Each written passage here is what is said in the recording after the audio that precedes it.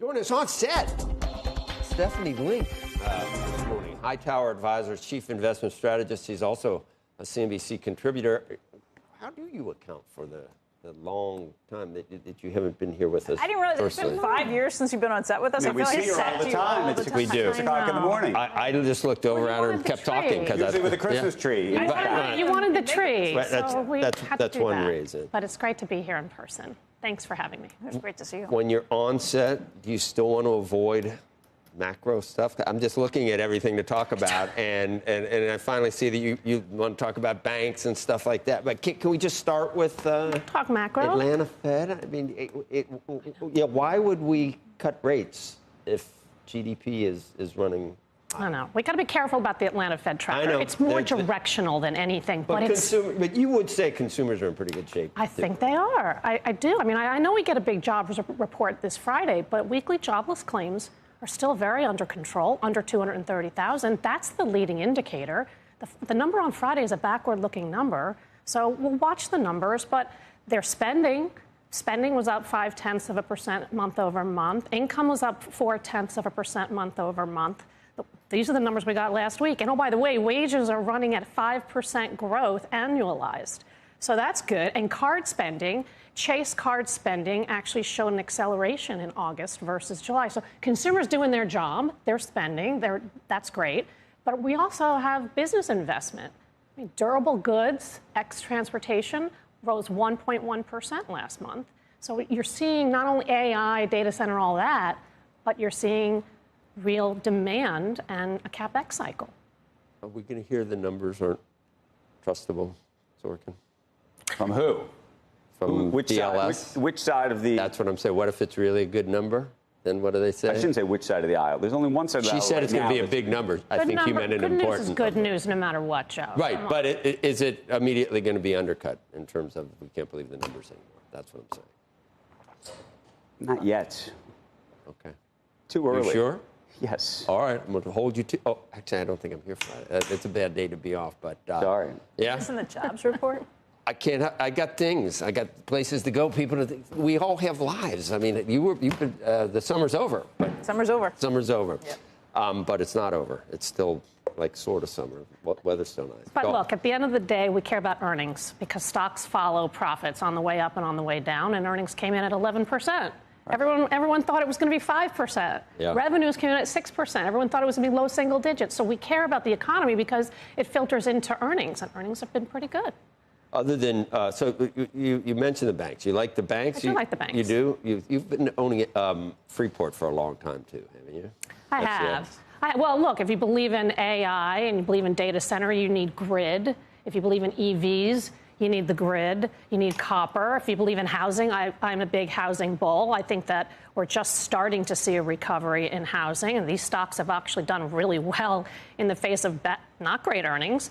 But you need copper for all of that. And the company actually raised guidance for copper the second half of this year, and no one paid attention to it. So numbers are going higher. They're doing a really good job in terms of costs. So stock is pretty cheap at 7 times EBITDA. It's September now. I know that's that's not news to anyone, but that means October's next. Is this going to be different, or are we going to? I mean, we're down first day, knee-jerk reaction.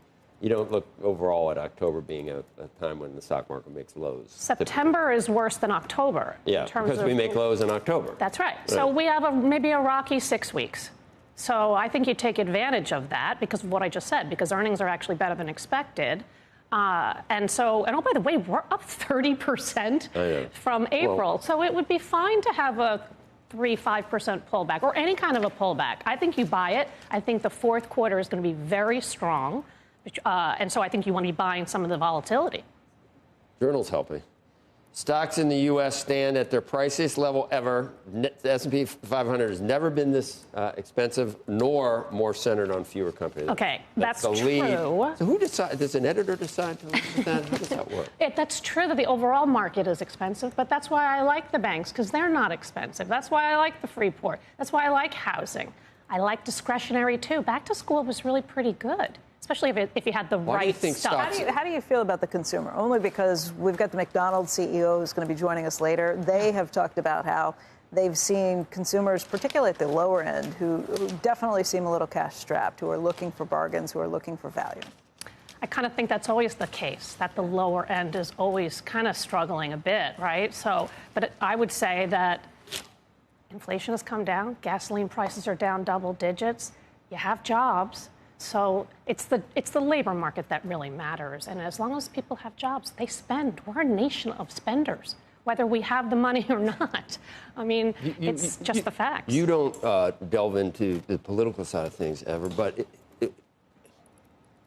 how can we be at all-time highs and the most expensive time ever for stocks with all this chaos and all the angst and the hand-wringing and the end of democracy? And do you just ignore all that noise? People think that the president's dead. There's an imposter. I mean, why are we? Do you just ignore it completely? I kind of think you do have to ignore a lot of it. A lot of it is noise. We were worried about tariffs. We're starting to get to the end of. We're getting to the end of that. We're going to focus on deregulation. Yeah, the courts are putting an end to that. I don't know.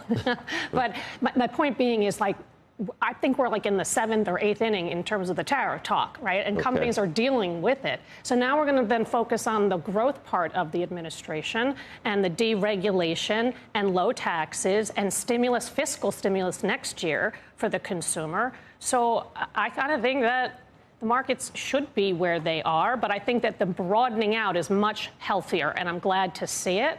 But that's where I think the opportunities are. I'd still like tech, but I like so many other sectors and so many other stocks at this point that are cheaper. You still read the newspaper? Do you watch the news? I do like you do. paper. I you read the paper newspaper better than the computer. But you're still long. It's amazing. Okay.